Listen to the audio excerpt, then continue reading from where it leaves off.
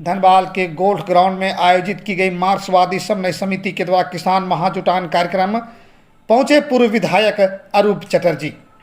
बताते चले कि लोकसभा चुनाव 2024 को लेकर सभी पार्टियां तैयारी में जुट गई है। कोयलांचल की सीट धनबाद पर मार्क्सवादी ने किसान महाजुटान कर अपनी दावेदारी की है। धनबाद के गोल्फ ग्राउंड में आयोजित मार्क्सवादी समन्वय समिति द्वारा किसान महाजुटान के कार्यक्रम में धनबाद, झरिया, निरसा, सिंदरी, टुंडी, कतरा, चंदन कियारी, बोकारो के कोने कोने से आए हजारों मार्क्सिस्ट कार्यकर्ता किसान महारैली में शामिल हुए। रैली के माध्यम से नेताओं ने केंद्र की भाजपा सरकार पर किसानों को ठगने का आरोप लगाया। बताते चले कि कार्यक्रम में शामिल हुए निरसा के पूर्व विधायक अरूप चटर्जी ने धनबाद लोकसभा सीट पर उम्मीदवारी उतारने की बात कही है। साथ ही मौजूदा सांसद के 3 साल के कार्यकाल में धनबाद के जनता के लिए कोई बड़ी उपलब्धि नहीं देने की बात कही है। साथ ही उन्होंने कहा कि केंद्र सरकार अपने चुनावी वादों में कहा था कि किसानों को आय दुगुनी करने के वादे सिर्फ जुमला ही साबित हुआ है। आने वाले लोकसभा चुनाव में जनता भाजपा को जवाब देगी। धनबाद से नीरज कुमार की रिपोर्ट।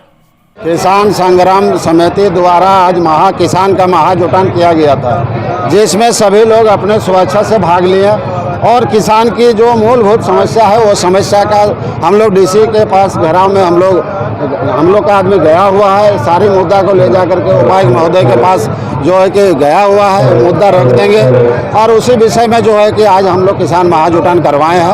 किसान के हित में क्या आप लोग आगे देखते हैं? देखिए, अभी वर्तमान अभी जो है कि इस साल वर्षा नहीं हुआ है तो पूरा झारखंड प्रदेश के सुखाड़ घोषित होना चाहिए और जो विस्थापित है उसको मुआवजा मिलना चाहिए, नौकरी मिलना चाहिए।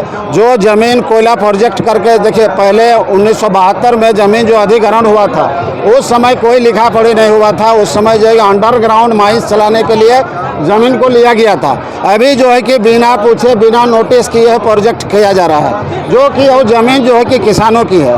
तो ज़मीन पर जो प्रोजेक्ट किया जा रहा है तो किसान को जो है कि मुआवजा देना चाहिए ना, नौकरी देना चाहिए ना, वो नौकरी नहीं मिल रहा। उसका बाद साथ ही साथ जो कोयला निकाल रहा है बेतुक तरीका से निकाल रहा है, जहाँ कोयला कहीं मट्टी कहीं पत्थर ऐसे इस तरह से और रेती ज़मीन पर जो है कि फेंक दिया जा रहा है। जैसे सुरंगा एक गाँव होता है वो रेती ज़मीन वहाँ डंपिंग कर देते जबरन।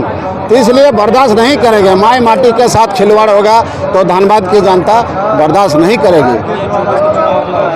चुनाव में भी आएंगे, अपना जनप्रतिनिधि अगर नहीं होंगे तो फिर सही मुद्दा कैसे लोकसभा तक हम लोग लेके जाएंगे, केंद्रीय सरकार के पास कैसे लेके जाएंगे। तो इसलिए लाल झंडा तय किया है कि अपने कैंडिडेट देंगे। अब तक जितने किसानों का लोन हुआ है करने के लिए तो उनको लोन माफ करवाने के लिए किसी से ये किसानों की लोन माफ नहीं हो। किसानों से 15 लाख का जुमला दे करके मोदी सरकार ने खाता खुलवा लिया और एडवाणी का जो है कि वो लोग का जो बड़ा बड़ा पूंजीपति लोग है वो लोग का माफ हो रहा है। किसानों का कहाँ, पूरा देश में नहीं हो रहा। जिस तरह से रहती जमीन को वाले लोग आंदोलन का ही मांग है कि जो जमीन को बर्बाद किया है वो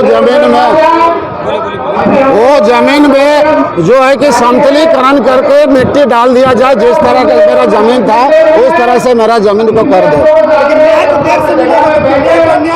अन्याय तो पूरा नहीं कर रहा है, जबरदस्ती कोयला कहीं पत्थर कहीं मट्टी उस तरह से नहीं होना चाहिए। आप बिजनेस करने आए हैं, कंपनी को दिए बिजनेस कीजिए, कोयला को तरीका से निकालिए और फिर तरीका से ढाप दीजिए। लेकिन यह तो मनमानी लूट हो रहा है। ये लड़ाई चालू रहेगी।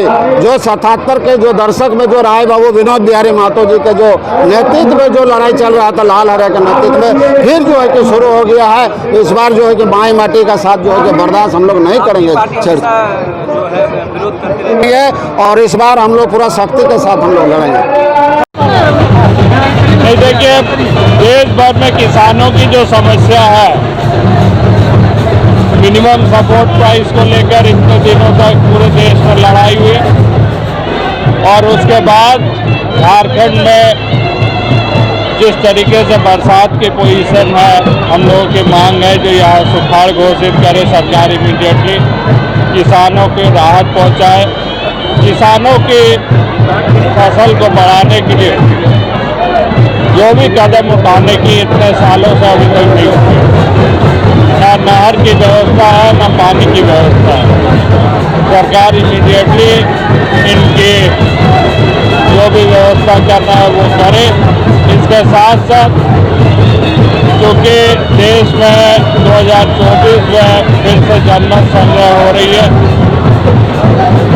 जिस तरीके से बीजेपी सरकार ने, केंद्र सरकार ने एक एक करके सार्वजनिक प्रतिष्ठानों का प्राइवेटाइजेशन किया, सार्वजनिक उद्योगों को बेचने की काम कर रही है, जिस तरीके से कोर्ट से लेकर तमाम इलेक्शन कमीशन तक वो अपने अधीनस्थ करने की कोशिश कर रही है, जिस तरीके से हम लोगों के देश में एक इमरजेंसी सिचुएशन लाने की कोशिश कर रही है, हम लोग इसके खिलाफ है। हम लोग आशा करते हैं जो धनबाद में भी इस बार महासंघ के प्रत्याशी होंगे और सब लोग मिलकर हम लोग भाजपा को यहाँ हराने की काम करेंगे। तो मैं तमाम जनता को धन्यवाद देना चाहता हूँ कि जो लोग इस महारैली में जुटे हैं। हम लोग आशा करते हैं जो 2024 की इलेक्शन धनबाद में महासंघ जीतेगी एवं महासंघ की प्रत्याशी